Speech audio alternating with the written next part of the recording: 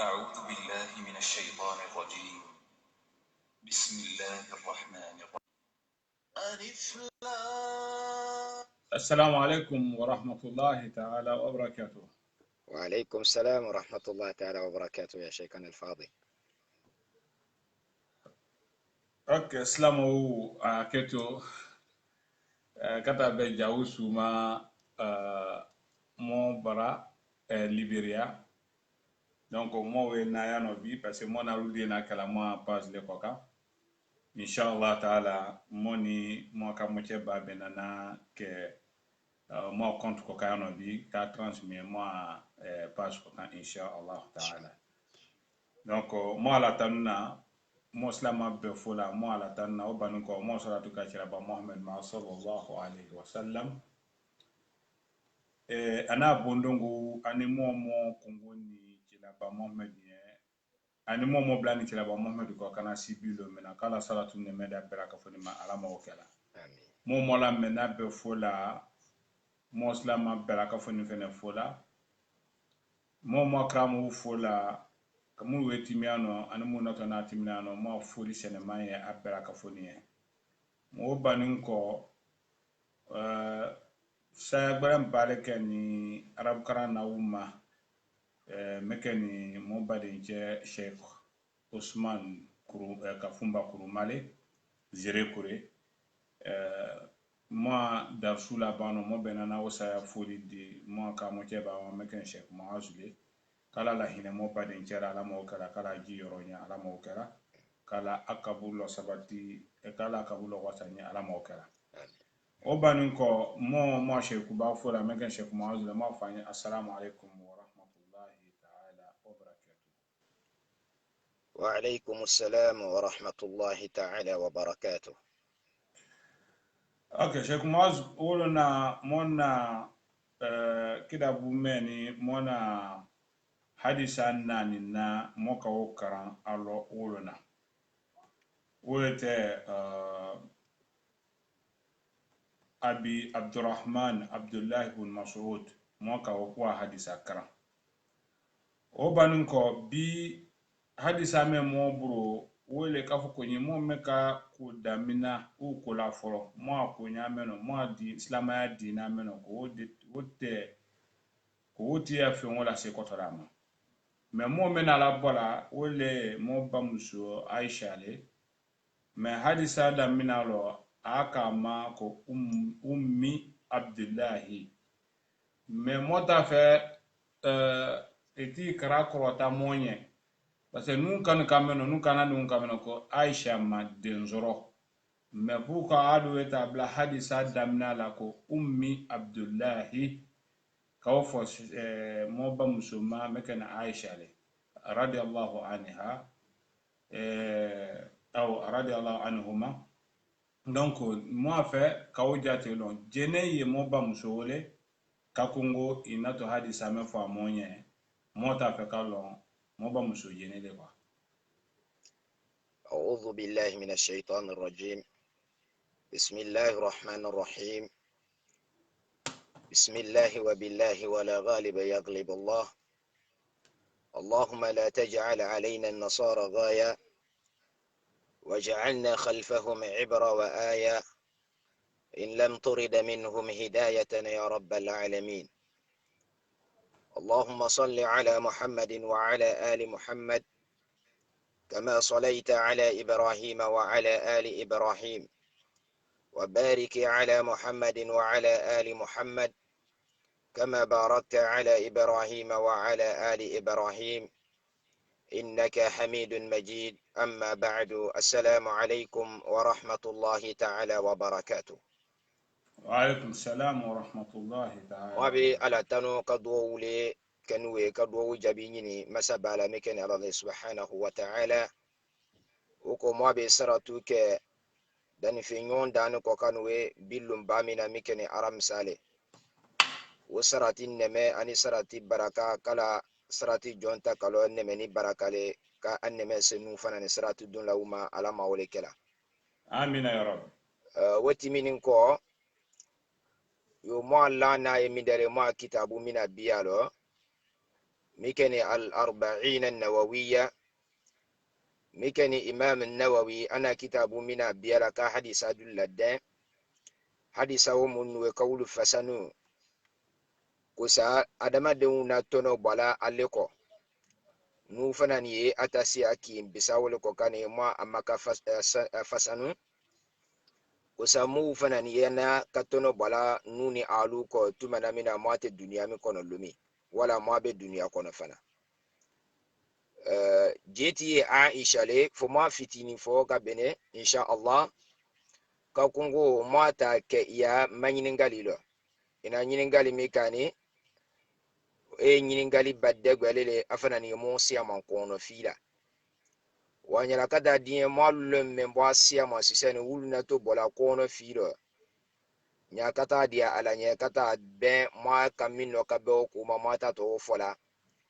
mo fana afoli wolo mo mi de nyinna ala la ka fo mo be saba ma okulo nyama ka fo Aisha bene amo lo mo mi to Aisha alete mo gbanzane ate muso gbanzane ete ka fo leni yo muso aleni muso to wiyakan ale jeti le wole binti Abi Bakr Siddiq radiyallahu anhuma ale falete sidna Abu Bakr Siddiq le mikani chiraba Muhammad sallallahu alayhi wa sallam wata tili chebale tewe wata tili chebale tewe we abu Aisha radiyallahu anha chiraba Muhammad sallallahu alayhi wa sallam ana wole fula kake amusole wa wo fumini wo ka musole fi bene mo lo kafo wokeni ala ya jamalilele amma ke chila ya suwazilile femiye aswazin ka jiya chira ba Muhammad sallallahu alayhi wa sallam yomani aluna to sawo manyammani mwasiyanu kano kabbe hadisa kimbe mitonoma we Aisha min we to folinya siyamane tie alila to folinya muliye fola ama to siyamane tie ala to wodilu midale wodile ummul mu'minin mu'minin susu wulu bela kafoni bayalelele alikin to wole musu nyini sila chiraba Muhammad kun sallallahu alayhi wa sallam wulu be ke nuni alu bale yafoni nyamma wa azwajuhu ummahatuhum yona ni suratul ahzab kono nyamma wo mino ko chilata muso mulu nuwe akafonyo wulu kabo amuso wulu be ke nu bare butu chilaya saya koba wala asa ya nyeba katanya na lawule we nyatia adibia wala asa ya ko ate dan adama dengi nyabutu ichila muso di takasi ikuma wa azwajuhu ummahatuhum kwalowe wo muso mulu donu wo kondelo Aisha ye wodilele Aisha jeti koye wole Abi Bakr Siddiq chilata denyo wuta de muso chilana Abu Bakr Siddiq na wole tala kaddi adenyo chema denyo ya dia sabula we Aisha wala kumailo mabuni atodilete ko ummul mu'minin atodilete ati afama ko as-siddiqa yani tunyo fola wo musulman da alalele afatolete Siddiq wo musulman da to mini we aka wala le ko ka ko tuno ka ke assure non dele yani amma to kan dile ko tuno amma to kan ma fa o mango sirno wo mini we aka o ke akinya dile ato kinya dile te ko tuno wo mi dale ati afolama kal hamira al hamira mini we mi de fini wole mumi nyuma ya timina lo mwana alu ya tiremini mwata farafina ma mumi be gbe badegbe kela kan nyuma ya mwa be se ka fo ma kal hamira mumi agbe ni katimi ibi nyaduna lo ite foyena fo gbe gbanza ani nyuma ya ala agbe ko gbi ya ni bebere te to fo le nyami do utiala wole niwe kala mwa be saba malo ala ma wole kela ale Aisha ale sueni makane ale sueni mini asueni makane ka kongo chila ye bom makan kono kata Madina sanyi kono wo kole kene butu chila be sumaje makela ka bom makan kono kata Madina we kela wati mino Aisha tibe sanyi do ko sanyi kono jatele tewe ka kongo yani sana 9 qabla al-hijra alaysuenne sanyi kono jate ka kongo chilayi bo makan kono kata mini kata madina wo wati kana la'alla riwaya gbe awuye mulu ya digbe afola mini wote suki wa min madoni se sabala ma wole tala yano ne kafo mwana ofa mwana to kami for Facebook okaya wo mini we wele ka be jamata hangima mo mi fola yan wolewe so asweni wati mi kana wole tenuwe chilana bola aleko fibuma wokeni asan worolema kachira ba Muhammad bako sallallahu alaihi wasallam kafo nafa kad ayadi mam musul nake musule wokeni asite san woro me kadi chira ba Muhammad sallallahu alaihi wasallam in abeki musule e ki fe bona butu bona sieke a woche womini wo wodamiani san kono ne ma wodamiani san kono chila sallallahu alaihi wasallam bekalo ko musu junamiti akun wote Khadija radiyallahu anha wote bana badegbele amma londe ate musu valeur mabalele wasa kolo chila sallallahu alaihi wasallam Khadija we na chila dembela kafuni suela mafo dingi mbisa dingi we midale wole Ibrahim alaihi salam radiyallahu anhu chila dendi le tote ko Ibrahim a musulmi boni misran kake gefle kadama kake kadule kadama wo musulo tote ko Mariyatul Qibtiyya wo Qibtiyya musulmi nuwe wo dile na dila alema Qibtiyya mindale firawuna te bwa sumululo kabiya mulusinde misran wollon kana wosu ya wulo tote ko Qibtiyya wulle tay misran e bebeke misran ga bebe wulo wo dile tan wollon kana kadi chira ba Muhammad sallallahu alaihi wasallam wa ma kisate buila woko ka wona dingba suela aden wolo to ko Ibrahim abe bola woko den to susu Khadija lena wobera ka foni suela muso gbe ma den suela chira ba Muhammad la woko sallallahu alaihi wasallam Aisha fi ken yamma fo ma fitini fo munye kata ma se shubadi ka dobo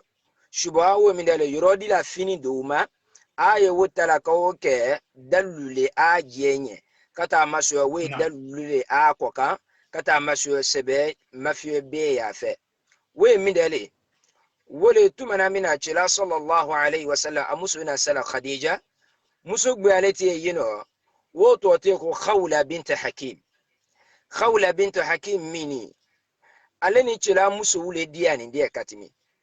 ani Khadija le diani ndiye ani Khadija diani yamini wobutu wona aduna ani chira ba Muhammad woche sallallahu alaihi wasallam muni iche dunyowu aye diami ngane wote onuta suyawu kanyama bi bula tuye a woche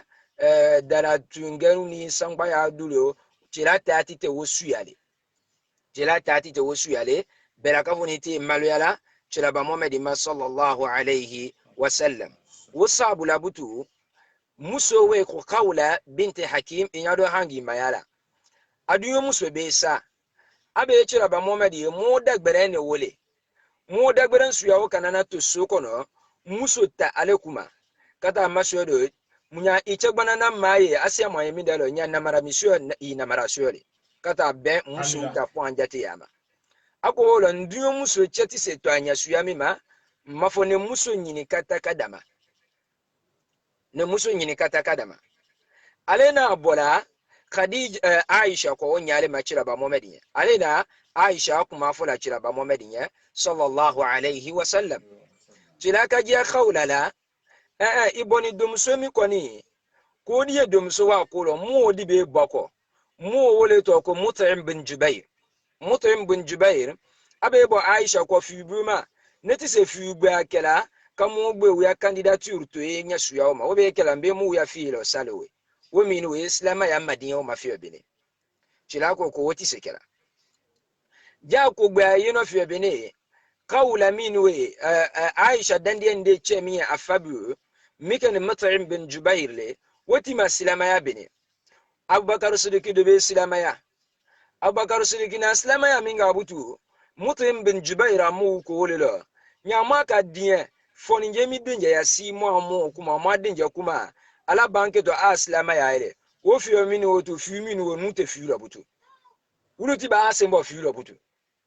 wa chila sallallahu alaihi wasallam wa khabaruti maseba chila ba muhammad ma sallallahu alaihi wasallam khawla binti hakim wata nyale ken we kada chila ba muhammad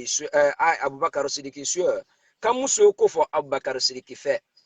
abubakar sidiki ko bolo butu khawla ye muhammad sallallahu alaihi wasallam we ne badenere jona arabu yalla na ti midale i dunyo bebe ini mo mi be dia bebe kera ini wo mi ke dunyo ka fo ita farana fo suno wo be ki badene wote imuso iti dinda o mabutu woni atodi ini wa badinya ay badinya lo wobutu aya la na ti wole abakar sudiki ko lo wobutu neten den tala kaddi madema wote kala mo badinya kanana saw yo man mo dulu ya fa nyamma ni bi ciraka khawla biya nyaka ka denda ma adima nyama ka da ma akadima me ta fanye mwana ale islama ya badin yalima mwana ale islama ya badin yalima wasabula badin ya jelita wote nene ale wocho badin ya jelita wote nene ale woche so ko ta wo fanye wo fana ni nyagia abakar sudik la abakar sudik kadiyoma wo kala khawla kenwe atibe muso dinyini kotunu ciraba muhammad sallallahu alaihi wasallam wo muso le tote ko ummu sauda mino khilafu yenole khilafu minole fonyongo yeno loni la wuche jalasa cila sallallahu alaihi wasallam ana sauda le talatima khadija ya saya qolo ba ana aisha le talatima khadija ya saya qolo so okuma mini we kuma kuno jamba wa bela kavoni kamino butu kumalo sunya buma mid madoni sabala bokeni aisha leko jani sauda e don wati mikana bokeni aisha leko jani saudata we don bonkono wati mikana abbe koni tamakeni musoki mbelebu muso mito ko khawla bint hakim awna abbera kafoni fi so ma yakira kata make cila ba muhammad ya kata be adiyo musoleti khadija le radiyallahu anha hata khawla mini woko do aha yo muso duli ake finga bi kata madi ke ibedo bi achila alala ile mina bi achila o ile je kani lo ya lela meta faudu ka siya fon kwa mwaka mabingo kisinya kia ido bi akisinya la ni bi ile je kani fi o ko wala wo je kani ile ko me atisa fo anyoye adi misani ane ta ke do mo mi ata maka butu woti be si kuma wati mutu edi misada mia wona wasu yale na kira khawla binta hakim tasure loni lauko hadisa lon lauko kone je gan nete cila ko sallallahu alaihi wasallama kafo cila ya ata me cila mawo kan jondama ale cila do te mo balele atide se opportunité dila ka cila ba mohammed nyete nyadima sallallahu alaihi wasallam mi ke si ajune ka ben cila ma atide se okera wole sabula ana to ate ko sa cila son e bala وفنا نماك جلابا محمد بو صلى الله عليه وسلم حتى سورة المجادلة وجيكم سببو وكان مسلمين ما هو مسو لا كمالني مكني خولة بنت حكيم من أجي دندلا جلابا محمد صلى الله عليه وسلم ما كماي أني عائشة كمال بنا يوم نيما عائشة سني جلابا محمد كنيما صلى الله عليه وسلم ما كمالا وجت لكوي mwana fango aisha ya furu chilaba muhammad bu ama ke jeng na kulete akeni wahayulele kabo ala fa yanani tabaqatul kubra ukono nyamma akeni wahayulele kafara alala kana kadi chilaba muhammad ma sallallahu alaihi wasallam chilati be chubalo aisha kin wole la sinya saba ayina la afuto le fani no kataka jia chilaba muhammad la sallallahu alaihi wasallam saraqatul harir ati na la afuto le fani suya wole fani mi menena trambulane e ba fin biala lo yina ati na fotole kabia wole lo jibril kafaya ko fani la ka foto mi akono ko woye ko ana fani wola kala ka foto woye jibril ko lo ala ko i musole ni yemita furula yasikuma ako lo to ko nyaaw ka ke wahayule kafara ala la subhanahu wa ta'ala ko wo minwe ko sikatalo ka ko musulmi nuwe ko musolela ko yumidhu we musolele musomi achi abese mafiolila miye ke mafioli nyaki mbisa ebi nyaado afotola يعفو من جنك النظرة أولى لك النظرة الأولى لك وثانية عليك كو إيه فوسو يالي ماكو يمده ومن وكمو يسوسو فنانكلا ثم نامنا عابنا مسو فتولي كجيا إلى نيكي دفيو كلا فتولي ما titi siyama wolo eno lon lawuce bain alfuqaha wa ma wada te buila wokoka tayib we aisha min we fisa bande ya siyama na alebu ma kuma fisa bande ya ka mana to sila hadisa daraja min da hadisa la hadisa valeur min dale mana to kuma la wokoka sisen fana molo ato de aisha radiyallahu anha alati mulihi mu mi yelani badde ti ala seba wuchema أبي موسى الأشعري رضي الله عنه ونافلا قالوا ما كون في إسلام يكتي فيلو ما فكذا بهدي سادي يكوما كذا بتشلا يبالو كان عندما ما فأكي كوسي عائشة فه كذا أقول نيني عائشة لا كافنا نيا كوسي ولا آتي منا نيني آية كوسي لو كفا آية سؤال نينو أفنا كذا أقول نيسو عائشة لا آتي بيتا فه كوكولا كفا إيه أكونا في كبن كوانا لونيما kabe hadisa lonima kaben ko kuma wati a kuna fuina kabe oma loni lasia mankajia ko aisha ki mbemini ko dotoro ya loni dafani mbale tia afe hata kere damulu na ka kwamula seba mulu ti madimina nyati ko sila ale kanna koleni ummu atiya aluleti dena ka seba ubasi ka basika aya daula fi abiu muluka kake basi muluka kake aluleti narawole ka wobela kafunike wasabula ko dotoro ya loni fana ni ti abu bebere ati loni la balele so wo minwe mitani bena aisha yo fisa bande ya dima adile nuwe a fisa bande ya di midale loni la chila sallallahu alayhi wa sallama yana na hadisa amr bin al-as ananu wokono nyamima woka chila ba mohammed manyininga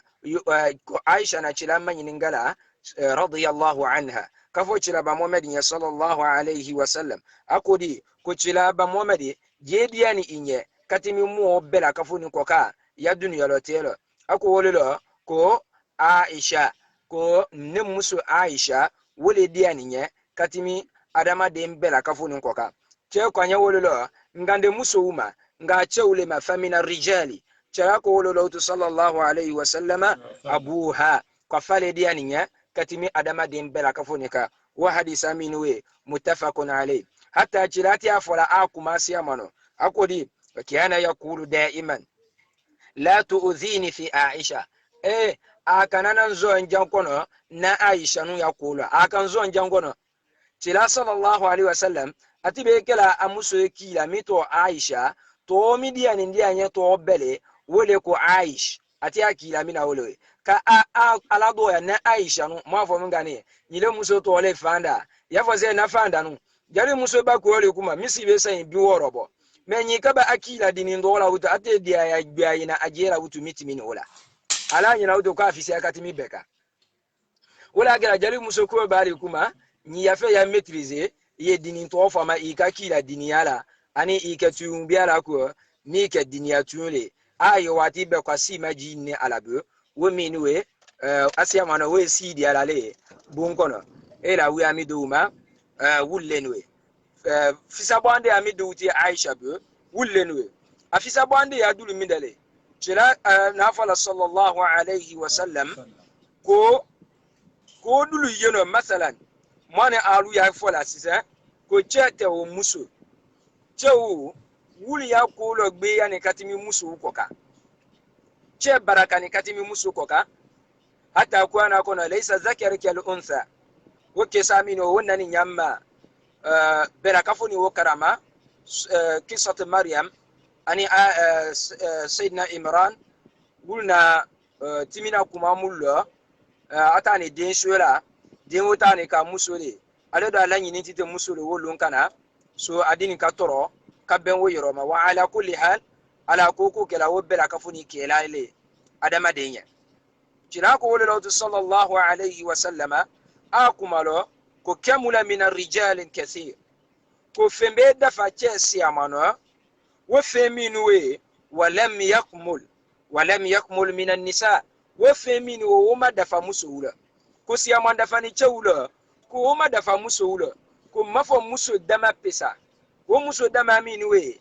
loni la yasia mwana taamulu ko ka chira ya kumalo wodi midale wole Asiya imra'at Firauna muso ko wo muso kini wo muso di midale Maryama binti Imran we Maryama binti Imran sayyidina Maryama Isa tabalewe wodi midale dogo ko Khadija riwaya dul nani wul nani Fatima le ala kulli hal chirana fa hadisa wala banadi sallallahu alayhi wa sallam akun nani ilayya ko wa fadli Aisha ala sa'ir an-nisa'i aw ala an-nisa'i كفضل الثريد على سائر الطعام كفضل الثريد على سائر الطعام وعائشة يا في سابوان يا أما فلا دي أنيدا كو في سابوان يا مي عائشة بو كو عائشة في سابوان يا لي ولون كان سوما مي دي فالور تي على سوما بلي عيدارا ولي ebe so ti da nu ka ajinun bia ko na ibata me ajila sini kunya ka o ke tasanu ndilo ka burusi wo fe efa olema ko sarid lewe egede sumami tibila sumami yesule wala sisele wala jiele ikawo ke tasanundilo kunya ka anna yinun kafe momulu bi arabu chema si ke wulu ka duni suya wulu la ka burubia adafe wo mulu nuwe efa olema ko sarid ko Aisha ya fisa bwande ya muso to uchema ko ele yo sumami ani burusu ni burula dani ko suman to uchema mwana alunya na wala afisi akati mi suman bela kafoni koka ko Aisha tafisa bwande ya tunole muso to uchema we Aisha fisa bwande ya dile fisa bwande ya diye nyama ka ibn Sa'd wa sabami ko tabaqat al-kubra nyama ka mafana fisa bwande ya tayino Aisha je kanina wala kena radiyallahu anha fisa bwande ya ta aje kanina wala kera mama ki agbasi wodulla juna kabe watina suma insha Allah wodi juna midale ako ko alekani musolele kabo chira muso uchama mo mi faye ana akela di mo mi bana fana hijra fi akela mo mi ba ana afa wulle na hijra fi akela bimaana alina abana hijra akela afafa nan ka hijra ke kabo maka kata mini kata madina wo minwe ko wo seba makeye wala wo muso makeye no chila muso ulo mi bana afana hijrala kabo maka kata madina ko mbafo kwale kimbisa kwala na wo fisa bwande adika alenya wo make chila muso to wunye ko wo fisa bwande ya junale tami dinama alabu ani muso madami na chila muso ulo ko wo kinile kwa fiya na midale ko chila sallallahu alayhi wa sallam لم ينكح بكرا قط غيري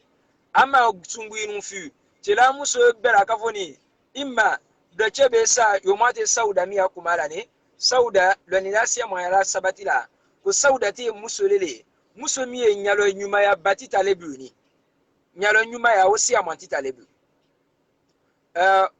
me muso ya logban ani muso ya nyene ko woti ya abu ala nati wodama malesi ne chiami kuma chewe na sala wodo tibe silamaya che wodo baramu wulu fo itite silamale dum sula biani ndi abi wonya suyale ma abe tote wutu nyado katote ala bamidale akwasi to kafiri yalo chilana tawule sallallahu alaihi wasallam kamusu ya silamaya la sabati wekeni sauda tatfukune chilaba Muhammad bi sallallahu alaihi wasallam so chilamu so sia manti eta nyami duma politiki ti adulo kaye aleni do wuche di agbi ya ne kabi aduru din ndama nyaka wulu din tasisa wulu lanna akoka obutu chilati strategy mu dulla badela a muso talo abedin be mitala we alelele chilana sungi ki mbesami fula wa alelele asaba na midale ko wajaa jibril bi surati min as-samai ko jibril jini ale fotole kabo sano kana kajiya chilala fil manami sunolo jibril nafa chilaba Muhammad nyadi ko tazawajaha fa innaha imra'atak musomi ni afu musomi fu ebe musomi fu la ko yi musole tazawajaha afuru fa innaha imra'atak kata maso musole so yafu ko we fi sabande ya sabana lele muso to mana jibril bu kajiya cira ba Muhammad la sallallahu alaihi wasallam furukolo mafoko Aisha kimbisa fisa bonde yanani nami dale akodi ko wa kuntu aqtasilu ana wa huwa fi ina'in wahidin kunni Aisha ani cira ba Muhammad sallallahu alaihi wasallam mwake ni netie mwa kula murangi mbisalo josokono mwa kondela midela bi wule bokile ani cila sallallahu alaihi wasallam ati akula boki ki mbisalo lo josoro ko cila ni musogbe ati te wokela kabo amuso wulo mafo aleki mbisa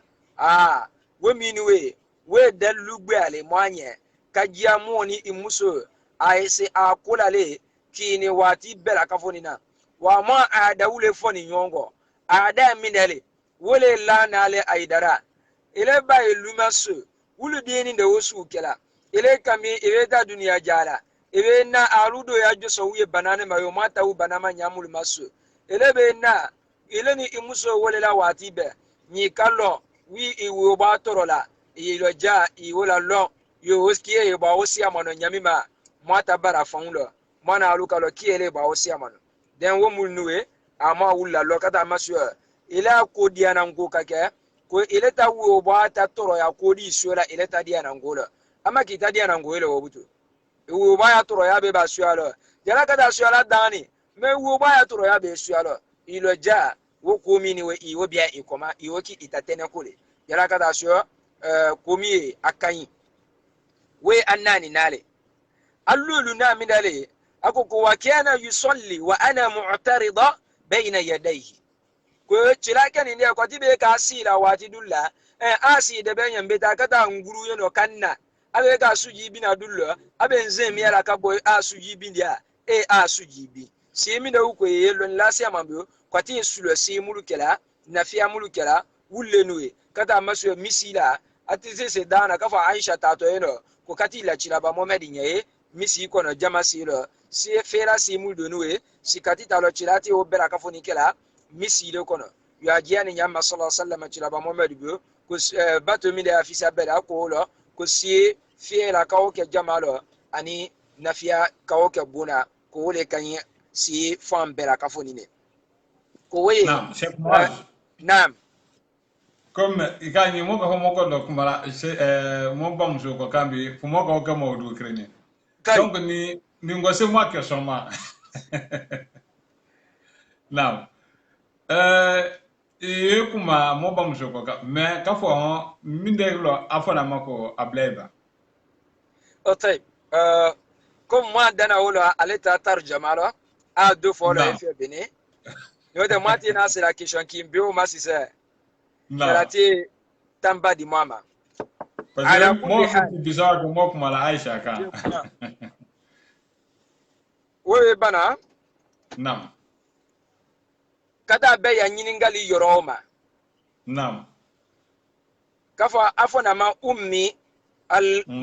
ummi Abdullah. Wo ummi Abdullah mini we adoma denjo. Wo fona mami dolo. Kuma kandama ule yeno make de kuma kandama o sabawe make de mo lola kingi na beka kuma kan juna mindale kafa Aisha amadenjo ala al-itlaq amadenjo le fe kuma kan fiana mindale kabe Aisha kuma o ma ado fama ko ummi Abdullah Abulai tobe for dembe for dendo mayabu de mayabu kuma juna mabe for ka for dene fiati tabu ebe juna for fido fiana for fiana yemi dale yuno dogo ko Aisha radiyallahu anha ala na ahaliela konola ana konotala me kona konota mingela kono se kalu we ajatelo ko kono we na bina mo fa mangu ka kono la gbasi kono we na bina kono bi mbutu den to boni yoromi no wolewe den to la nya sabalema silama ya si ya buma den to la nya sabama abadan chirabu sallallahu alaihi wasallam anya di mindale ibe sobila imuso be konota alaba haliye male yafo muso haliye ma deminani nyaka ke muso le ngeta to di la male mami to miyamu wala mami to fakisa ngeta to daoma de o be to siole jali kono woti kata la gbasibutu to di koni be ke hangila ibu to mi di to dema duko kwa chira ko sallallahu alaihi wasallam fanani to la nyami nan islam ya kono kwa di mi da fini den sueto yoromi no tima ay weke ato di la mawo yoro kim bisalo yo senna ibrahim chira de senna ibrahim misioni mwakande manungasioni muso gbeara wo sioni yoromi no tima ole na kela ato lale wo yoro kim biro hata dengbe ayono kilafu kono wolo okeni ti wuwa ba ati alungi me misabati ni jumuru mika ko wala alungi ne wala kani nu'man bin bashir ko wosoni lungi bemi woni abdullah bin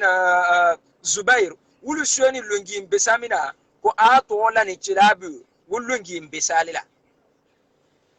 so ko waji yala dembe shola lumi ato bese kala wulungi besala we to la nya fianale slama ya na mina dana to la nya sabana minale slama ya na mina dana kotunu wele nya denka sure aye amma kono ti wu aye dafa ti wu abe dafala aye akunle aya amasara ka bo mikani sai ki nya musule sai fia nya chele woko aye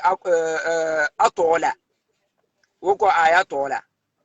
tila sallallahu alaihi wasallam ana kumala to la nyami ko ka wole nuwe kajia nyamaka wo mafene mulu ya fola ko Aisha kala na haliyela kono na la gbasila ko chilati be bato dila a dewo mabutu ko dewo le to te ko Abdullah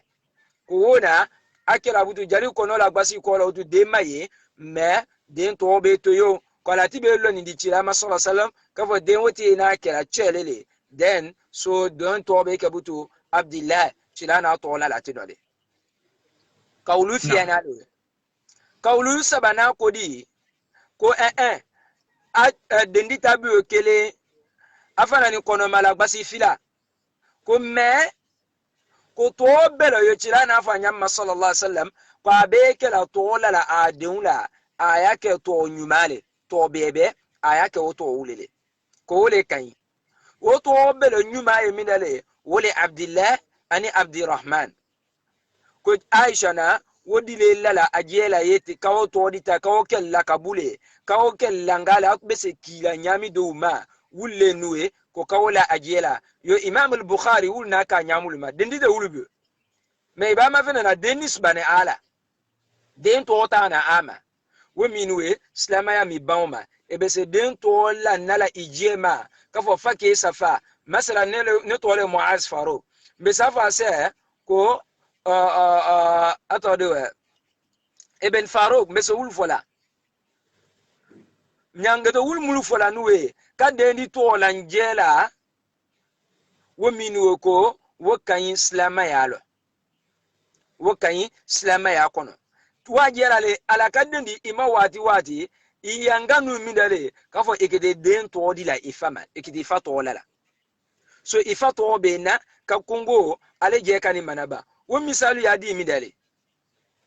Zakaria alayhi salam ana ala kimingela ko ala yedendama ala kaba ka dendama ka den to la den je kani manabe ismuhu Yahya ala ka dendama den to le yaya ka den to la den manabe sama ko lo ko nyama ka mwanya do dalu lo waji ala ka fo mwane arube se dendi to wala la ejera so de o manaba kasi annala ala bi wati mikana modo ti jetela ala yanne mera akam memenke nya ikoni inila yali kono ka fo ala besi sola dina wati kingi na bela nyimi nyamedu na mena uloro di ande ala nyebele wa ala mawul haliya dina mafa asi jamva nunko kasi sa bisi uni biworo uni bikono lo ala nato dendi la ama o wati kana so moi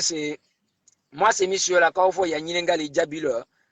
ka ben dengomina fola moi ba musuma mikeni Aisha radiyallahu anha chila fi musubie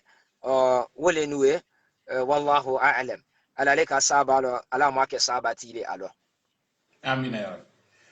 ale mo question de mene woleni ala mo men masunya nde kirala katimi e wolde le mo ba muso Aisha le Aisha na kuma men fola woleni ana kuma men na kanina moyen woleni kunyi mo me ka ku de la foro mo akunya meno ole mo adi na mene ko fenye la se ko li fenele hadisa mina la gbaralu kan men muslimu kono kunyi mo me ka bara ke bara de la ka ko mo islamaya ko me ka bara de ke islamaya ko me kono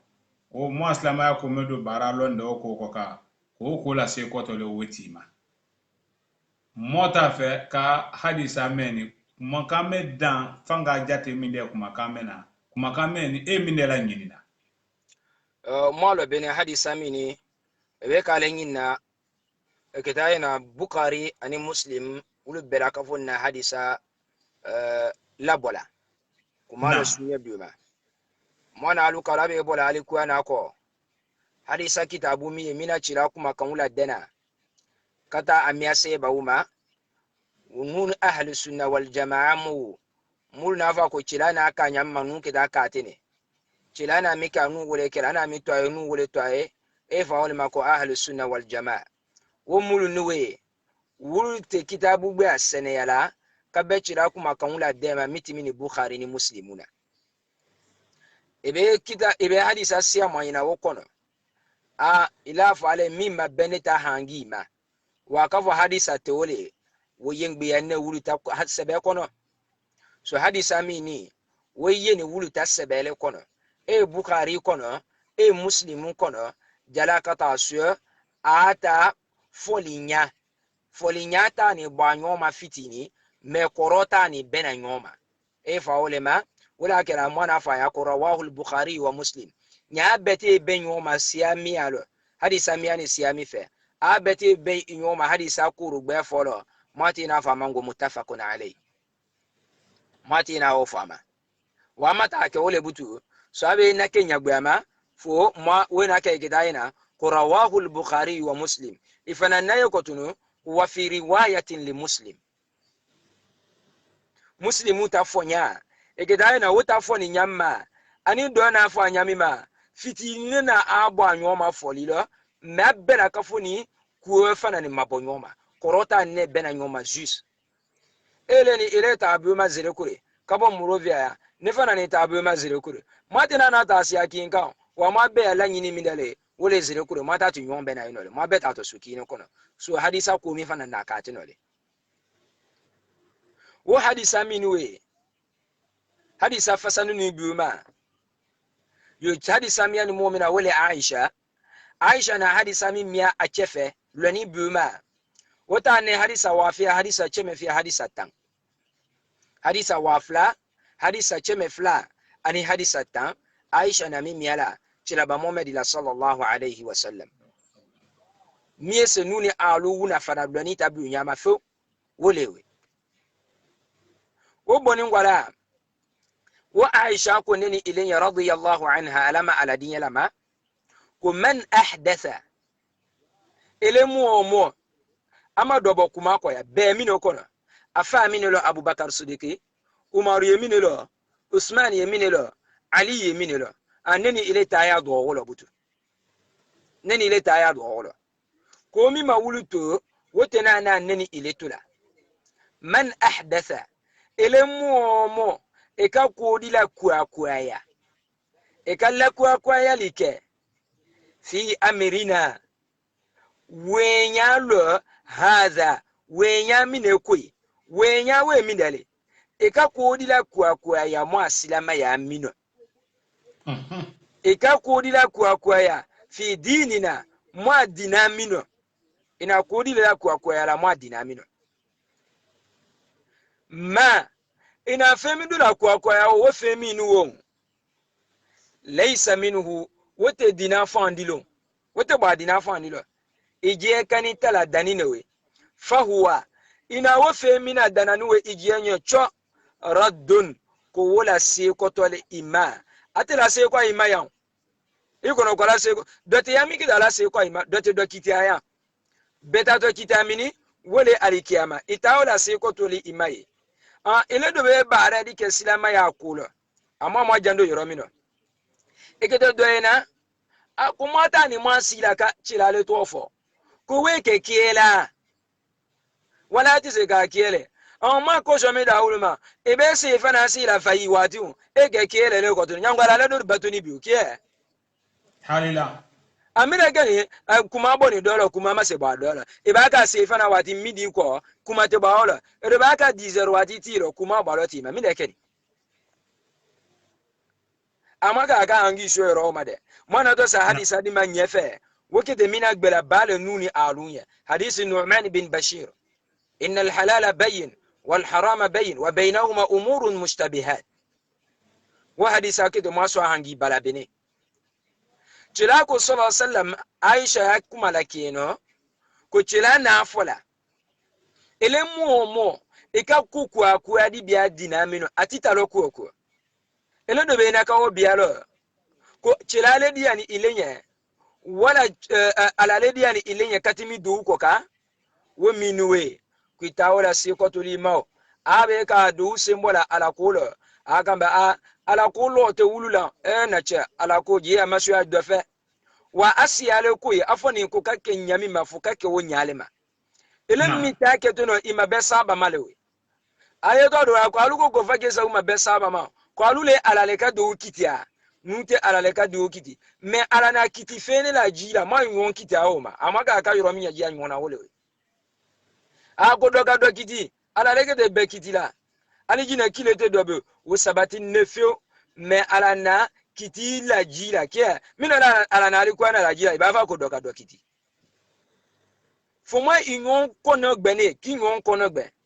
wo nyon kono gbe na midela atwi Allah wa atwi ar-rasulha wa ulil amri minkum aye ake alanye aya ke chilanye atui Allah wa atui ar-rasula we kuana aya galele nu mana wala dogo ko chilato alawe to farami kika chilala woda feka ala na chilala le dafe ne gita bo dafe ndi sora ala je kan na chilala dafe ko atui Allah wa atui ar-rasula abe ala la batula kukulo aye ba chilana to nyami jiala ala ay chilala batula e faolema imitabia dinalo imitagbe abalo imafin ko ka ifanan mafinasi kabala ebe wokela ebe be sabale mawe sabati ulewe e kage mika du no to wini ala woche nusinde wolo e faolema ko ahdathu femindale asia bale femiye akuo jere midale femiye siba tala silama ya kono komiye siba tala la silama ya kono dotima asudi keba chila loba aseba ulo kada maso chila aseba una ko susu kela we dalulele mo abese barela o bela kafunna adulu ye kela ebe na la kafanya ay mi manu mi mayi ay mi kanu mi mayi aya fo alu nafiasi mi kani biu ka jamalo kudum manyu Allahu akbar wallahi suyetene mo suyetene ko dallu le wo biu dallu mi ke ka aleje kani kuma jema cila sallallahu alaihi wasallam be kalo cila na nafiya kira jamalo be kalo me akodi ani bana nafiya min lo ko akhsha alla yufrida alaykum nisiana ala sefera lulmina tinana manona abu anko digbe ala ni wo ko ka ko tunu ko ga forasele ko mi do tibe la dia nyamu ubi o wati kana bake ala wala ji ka o ke forasele ala ni chilani bana ajamalo ta ma wala utu sina umaru nani kamu ye misila butu belolo ni itafa be yakana jera ka sura on kana be nyon di step kala ki nyon toro da mi fola utu do fi to nyaye sina umar ko ayna ke mino butu beni jama groupe siama lo ni misi fon lo amwa wo beke jama groupe kini beraka foni si checking koma e nafiasi jama lo nafiasi da mi akotun sina umar na faolo ko ni'matil bid'ati hadhihi amma be ma ko si kuku alo chila sallallahu alayhi wa sallam ma be kuku e ko dila ku ya ko mi keni neme mako bale nuni alunya ko le na la ku ya la wala kan ni'imana ni nyefe ko le na la ku ya la ko mi e asuluti wala sibasimanti ala chila na ti akela sallallahu alayhi wa sallam o ko le na la ku ya la wa mana aluna ta susu kani bi lon ladi na to se ka fo manye mimmanyi wallahi nya dalu ya bi ka giya ila yamia wa biya ko to lo sufi ko to lo tijani ko to lo nya nani dalu lele ka giya ila ilo ja iwomia i sembo asusuali badegbelo ele mo mbi sembo la ko nyaminu no dinaya ko lo ko nyaminu ko dinaya ko lo ele na kala ku dia ala dia ninya ba aila akola ni ba ko ile ba menyi maka kenyama etena na nisura da fikata juru musualo alikiyamalo mwana o misalu ya dulle da amani afano ko ma sundo sungalo tie bisabado wo do na sungalo la fi shahri ramadan mina gani tamu me do sungalo makonona edo afa ko ala le do de aninya ne do tabbe do la ebe o besi anyona o mafunyo wo mini o mafunya kido na suno do na nyangwa do ala lenya wo minuwe kuma siamalo mate ma da gbasa wulula wa ma kona lo ma mimma ama siama dabia kata masu ya hadisa mulfe chila alaje kanuko subhanahu wa ta'ala ali imran kono kul in kuntum tuhibbuna allah fattabi'uni yuhibbukum wa yaghfir lakum dhunubakum nyakata asyo ala le budiani anye ay wafa anyami ma akiala e asoro me kono tinole aya lo ba aya fe kalo bareke tinole ko ay biale ala ko ay biya chira ba muhammad ko sallallahu alayhi wa sallam wo be kala ala fanani ya ala dianya kotunu abe ala la dianya la kabiya ko chira na afa nyamima kakata nyawo ma wo be kala ay na yokotunu abe dia ala nyabutu abe saba ma ko bela kafunino alata qala allah ala nafola dina wolele qala rasul chila nafola dina wolele dina jini wolema wona mi fasanna nani ilenya fama baraketinole muslimuna tafadi kum man amila amalan wala bani bare fe wota onya indian babele ile mu mi be bare kela bare di kela kabo bare lo bare wo mi do keni ibionu e kabo bare ulo slamma ya kono kuma slamma ya ko kaya wala kela bukhari nana le ko fi amrina hadha muaslama ya mi bare lo kabo muaslama ya mino elena bare di le ka kabo lo muslim ko lo man amila amalan ele mo mi be bare kela kabo bare kim pisalo ma fate me ka no kidi aka bake wala ka tanwin min nana amalan no yano we ba mi de me ka no ka bare ke bare kim pisala e ba wade e be barabu kama net kabo bare kim bisalo ibe wekela laysa alayhi amrina ina o bare mi kanuwe wodo te bena nuta silama ya tata siama fa huwa raddun ko bare mi nuwe ko wala se ko tole imam ikindundu malewe ikimbesa dundu malewe ala mo tan wolema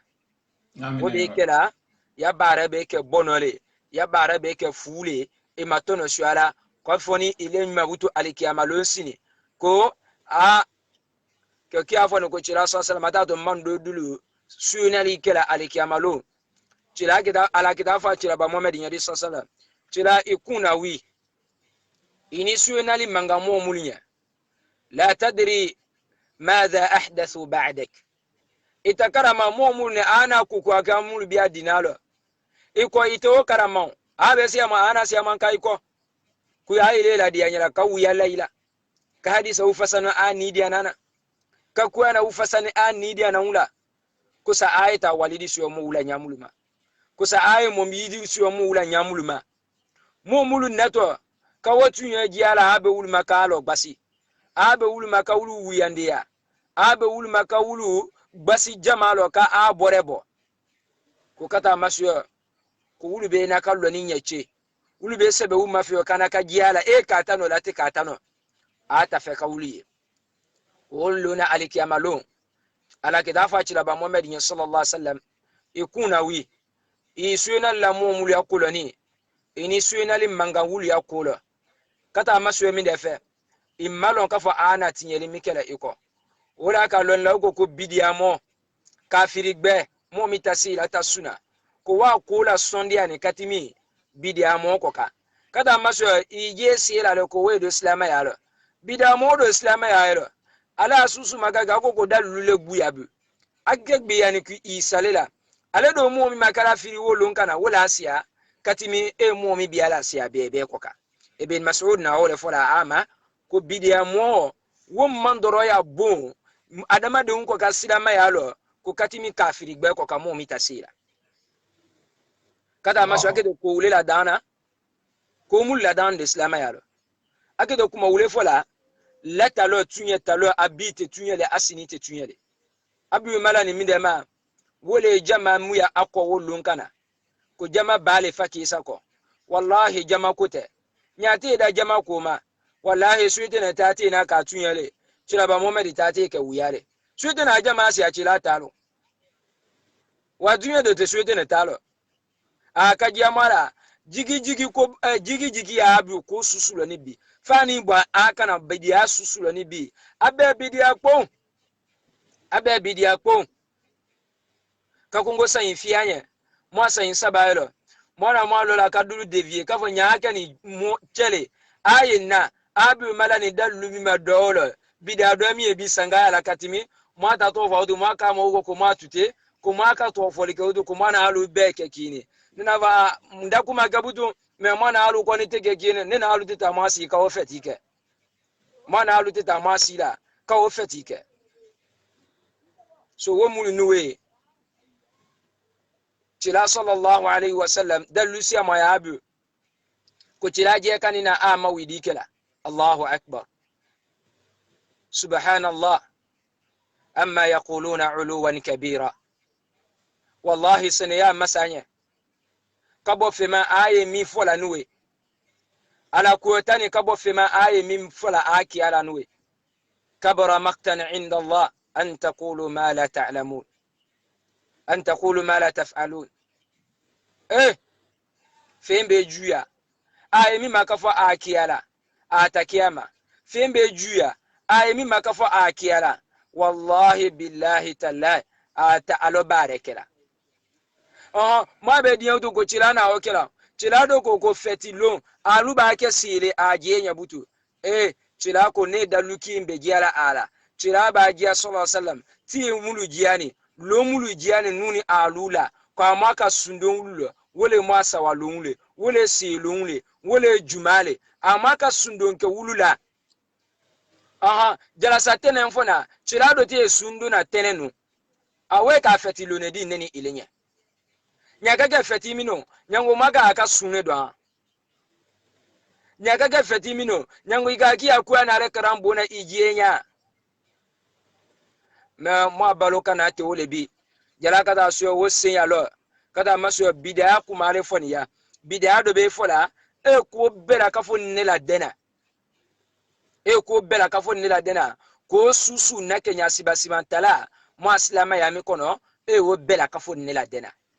so nyi kam manyi nga hadisa koromine ani bidaya mina sabati la bebeke femiye dotima kungu asu ma ben islama ya kono fa ma ko bid'a asu tima keba chilale ya dike kato yino wati dulla wote bid'a ele mo kana wala ngene maya wodi te bid'a le chilana aka sinye kin sinye fiya aka tuti me ele nabi yosu ya umakake wo munwe be o kela te fa ma bid'a wa ma susuleke seba mul nan wodi make mo man noye mi buya jia jala kada so yakela nuwe ko alala dianyele wala yakira ko chilala dianyele ilo ja itawo minwe iwo bi kuma iwo dabia kada masho al ibadatu kullaha tawqifiyya bato susu mana alu yakira abela kafoni dumeni mine ko ka wole dalulo ateka kunveyete de ebe ka mi ka ilo jawo bakibi ebe ka mi kela ilo jawo bakibi nyote kile nyini ngalisi ya manjabila ekile nyini ngalisi ya manjabila wodo nala malo ya ani ngona gbe ya nyale ala do ma tan ulema so nyanga amina ya sino ninnola hadisa loye insha Allah ka be wati na suma ya wati respecte ini chali ibrahim que son krempelem kata ben hadisa memma tayib na parce que moi na wati du la ni misali ya ta dawa kela uma wati du la dawa kela ko du blala dawa kono modu ma na susura koka nya na suka kene malo masalan kramo chebe ka nani ka muso safa ɲɛfɛ ka mo cɛ na timi muso cɛma kana du han fosali kɔnɔ tamalo ye muso wulu bolo ka o di mu delegation mu nala ina min de na o kulo بسم الله الرحمن الرحيم اللهم صل على محمد وعلى آل محمد nyika nyiningali wodima na nafo ebe nyiningali badima molo bene muso ni chewula den yoro ki mbisalo dinata bunyama e faawle makale اختلاط من ويكي إنيون بانزان كي بانزان إنيون wo banza nyono mini we cheni muso woche imuso te mo mini wala miti yadhi maharamine miti ido musule ati ifaba de musodile ati iba de muso iba ba de musodile wala afade musodile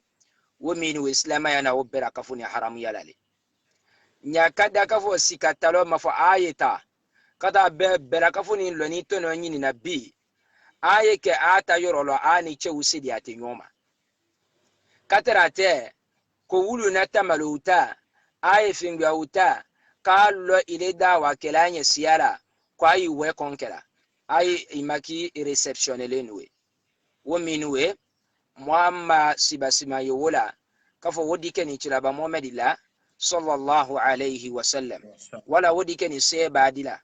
nyawo kage dalule abu kafo dalule ye alala nasabe mafiyo masiwo mabene vanani mawoye bene vanani kula kuma mafula mangal qiyas nyama ka wota eke dai na fiyo bene atidan akuma la sunya mine kafo maye bene sebela we loni lawu momulu mala mena we wulu bunyele wa atidane kuma mila fombu mambi wolewe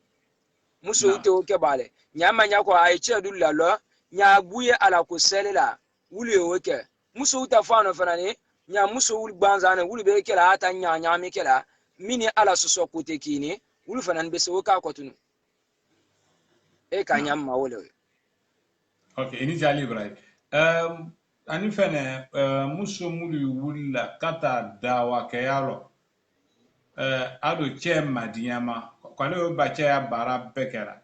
mo kwale tato dawa kayalo che do madiyama ko ni che kala se ko yelo ko che wala se ko kabo ala ko barama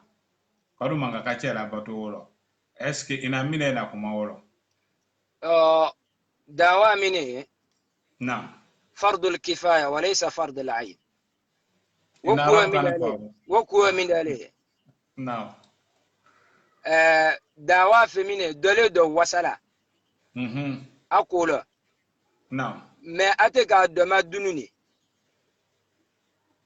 eta do dawa mina no ni ma ke min da tinya tuma fuitina na tinya lima فلولا نفر من كل فرقة منهم طائفة ليتفقهوا في الدين ولينذروا قومهم إذا رجعوا إليهم لعلهم يحذرون نفر لفني jali moki nka musoki mbesale dawa la sokonote wewe mu nafa nya beki badawa ma e ka wajibile wolelo ichego kikata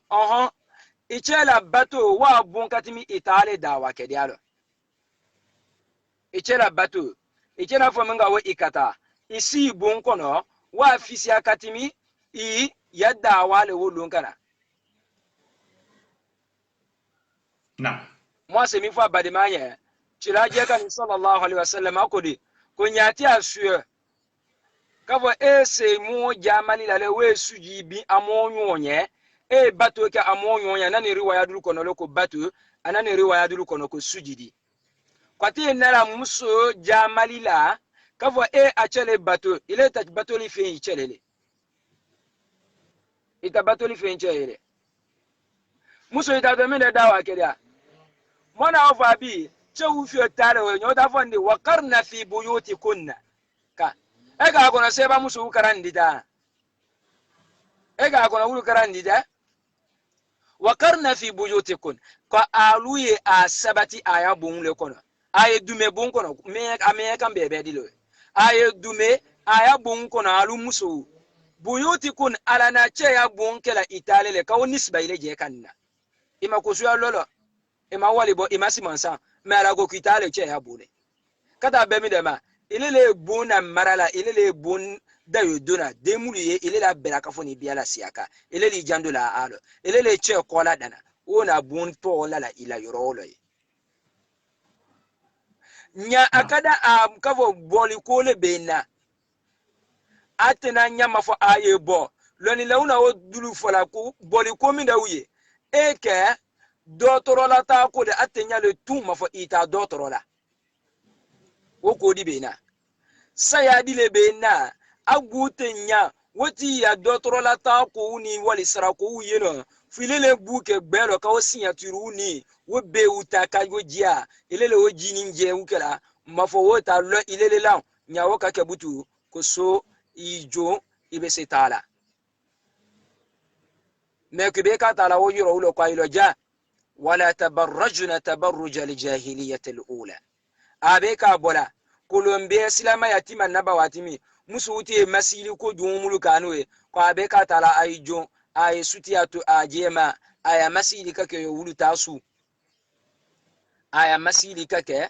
yo wulu ta masili su muso ye bola kune la purpose reason ala kune buyala nya wo kun mata sabati dawati wo kune ele muso ita to dawa keda ibi che soso ita to mina dawa ka budu wo fo mayewe mina ya bunga dimi che soso koka wote afanu ko muso ayyama imra'atin matat wa zawjaha anha radin dakhalat aljanna ile muso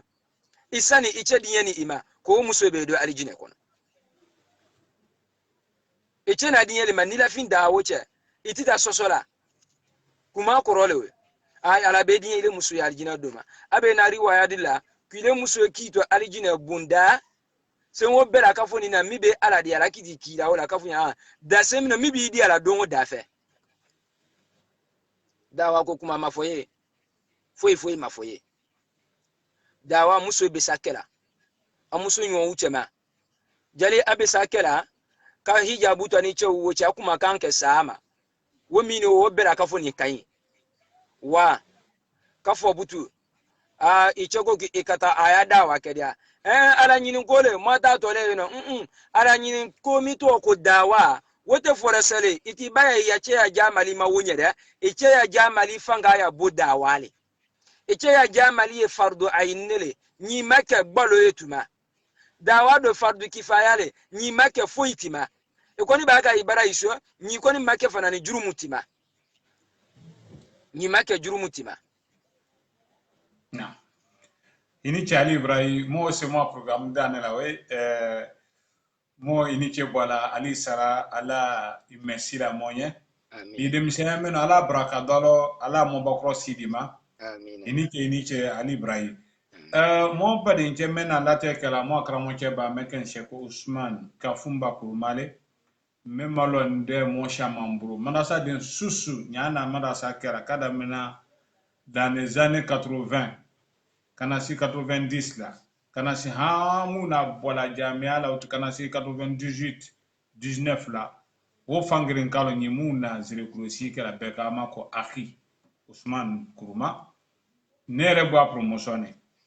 mo sebe balete mo fama jinnete nde fama ma wati mena basi adama de ni mo farana e kamera ko le yo fala sahih mo na le ka classe wurungula ke ka sen ke ka konon ki yon fe aki men classique yon kono mon se kurumaw ka fumba saka soare wonyono Musa Kunate mo du fo amoulewe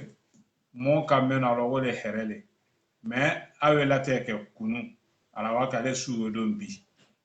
mona memena ko nyaal ko atande laptan na clinique de la ata turle makono doto ki ama fene ko alaka ata sata ban wati wala kala la hinara la mo kala mais mo adwa wudili ma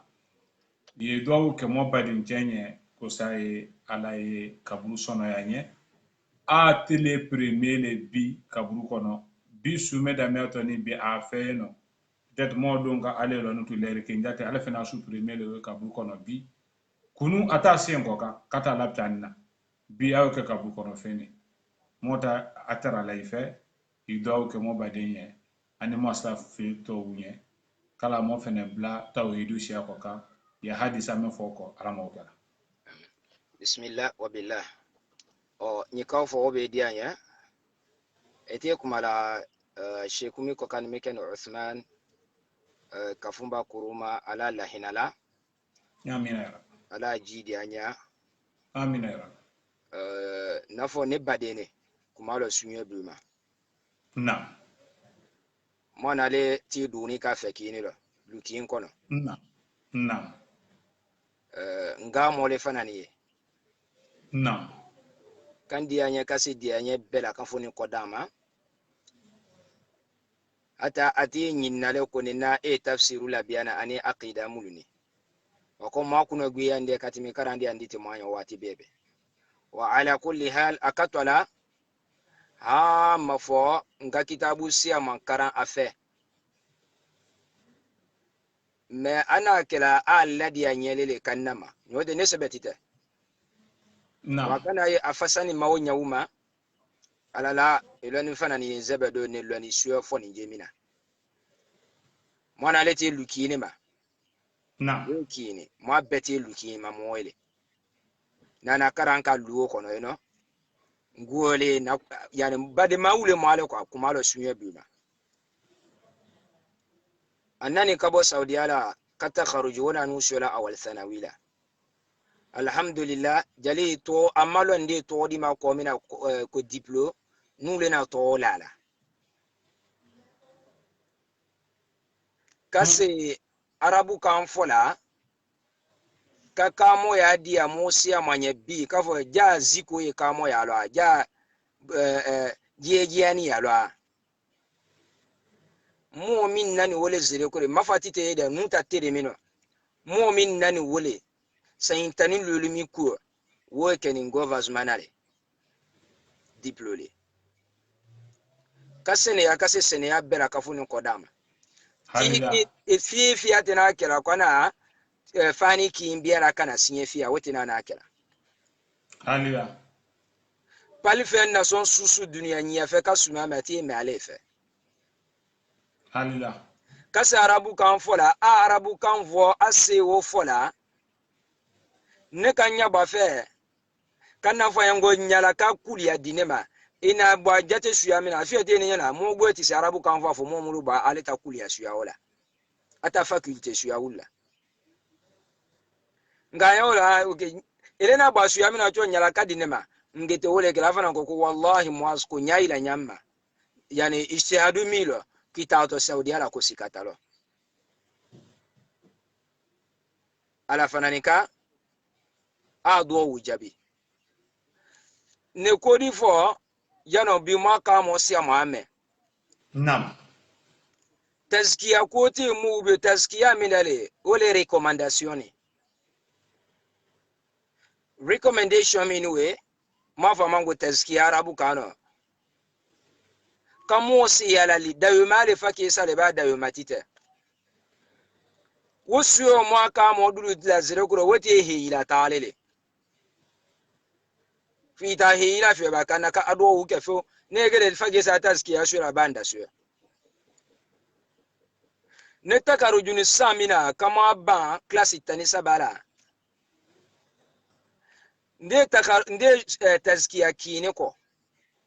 ka fo ne recommandation ki so ete mata to le concours ko Conakry wo minu kam ajala mabu kata ka mo bedala ebe tala midala wa ke yo chira gbe ale jito fe be ne wo de jito alema mata sure wo ka wo lon kana ale te so kono adini aba adini déplacer metas ki aki so ado te so kono ngida afia na so adi modo wi wati be se kata mukabala ko ana kadi akawo ke awila ado zere kura aba me ko be nwi kuma beta ado zere kura akawo ke sebe kele tima sebe mini kata garvatula ne loninde Dr. Musa kona ala lahinala akabo ko kada sebe di o manya sebe ka so be mwana ogidi nyoina mukabala ko akede sebe dama akale tre sebe ka bia ko ka dinimi e kan do mase kaba ko tuno kan vo onye letre ko no ko fana ni eta tazkiyad ma ko nyana tazkiya fana ndafan make ko we tazkiya gbe alango ka ne tala mukabala ko wolona ne kila wati mi kana Sheikh Musa kona rahimahullah atimano wa hadisa kamo badileti na mukabala ko wata masi ande ko jarbo beti si awo ya netani bena cheoma ndo ki buta kinyado ata na tazkiya Allah nya ko watile ala fana ne ka jabi dolo mata no karane kera ala tibe dinyama mengon vazumana fana ni ata siku yalo Allah ni ka wodo dine makone wodo uke hakikatan do jabi John lo ni de moache man nakele wasa ya mi yake ni neje kan nema beti do ukela le ne manifiba wa wobena ke kada be mo barnamiju mina atata nyalewe na mo mi fana ni tie mwatina na mo sene la katimi ala ta ko ka ala nyisi anye jonetie halila mo la di anye jonetie halila ba dem beg du do fekino lukono wekene anna lele kabo saudi akola atide de nyabola mi ba kela eo mi akawo sula akadi banye eo mone akadi fanye eo mone akwani ke de kula tonkila akadu adon lumara do mala kuma udu kamiziki biara o make adon kola luma adam ya rete lo notifine kambe mbe lo notifine sila nyala e jama kuma foko kabo ko bigo ko bandi uta to ma se ulewe kuma te ite na chubalo ku kede merci dona wala kede kusi jandoni la luma etite subala kuma te inake kan go vazma na to luma asa ya lo yoromi hamim wala utu wodilewe nya luma mu utu ka ke mwala jalasa ana lo mu la sabata no ado be beni chila tama lo wa wulu to tanna lo ba Usman be saminga no lo wa fana be sa amana do ko bere ale miti ama be bia siaka sia be yi ele mo mi ba tala kala bare ibaki jenye ale ba ta ke ki abeta mo beta to tinole da mo bera kafuni ta to tinole be lu ma kono ni la eti ba fa ale ya ko ale bendo bima mo majmuadi ko kan wo funya na bi mo majmuadi ko ka majmu'a to le ko Islam and you mo wa da wuli la tara you know whatsapp ko ka mo mi aga bese mo cheme saba jate bola takriban wo majmu'a mini we kunu nasini wuya fe ani wuli nyoma ki nyoma soso ko mafo kunu ti le ko ale darsudi 10 wati kunu wulugo mwati eba idenje wuluti afa amale kwa dene nele mwati eba idenje promesse la kavale ke de darsudi la comme wota ke saulele wo ke ta dila 10 wati jama fana sini ka o kono ila to butu bi aram samini 10 la ile na wadadi afana ko kwa be soma a wodi 10 lebe na le suyo ne alebe se kabi kono wole bile ala ta ko kenyalewe ka kuma la sunye ala lahina ngo vazmana la Amin ya Rabbi. ala ji yoro nya Amin ya Rabbi. ala kulo kuto kanye Amin ya Rabbi. adama den tela kuruni ala kabo biya ma ala ana wo mulukela ala gbanguno kanye wulula Amin ya Rabbi. ana juma mulukela ala wulu fiyanya kake abebere Amin ya Rabbi. ana mu efe mulutula ko ala wuluka akko nyumale Amin ya Rabbi. nuna alu mulutuni ala da sabe badi mane aluma Amin ya Rabbi. ala asaya ke mane alunya kan lulu fene Amin ya Rabbi. ala asaya ke mane alunya kuya sili fene Amin ya Rabbi. lu aboni lumi ma ndi alaba ala kana lula bi ala lula sabati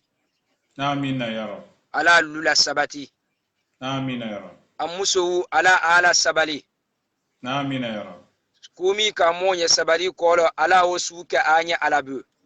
Amin ya Rabbi. ala na misuke la salamata nya ala osule ke anya ache ya saya kolo Amin ya Rabbi. ala osuke anya ache ya saya kolo Amin ya Rabbi. amuso juna madagbe muso sabali ni ba muso mina nya kana de ula luma akinewe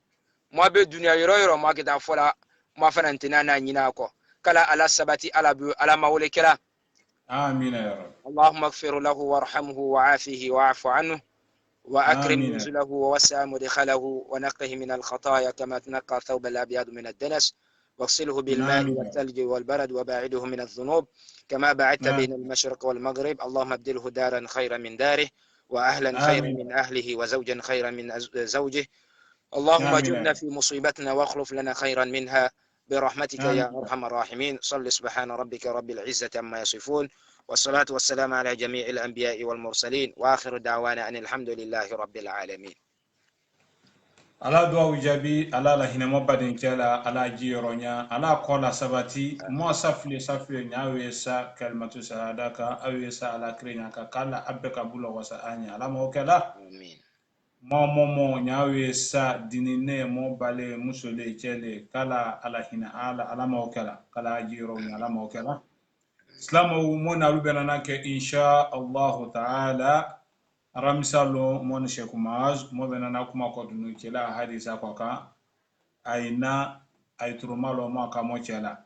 sibina to meni mekeni sinin kenele insha Allah taala mo benana kuma Sayyidina Yusuf ya ke sa ko ka mon Sheikh Umar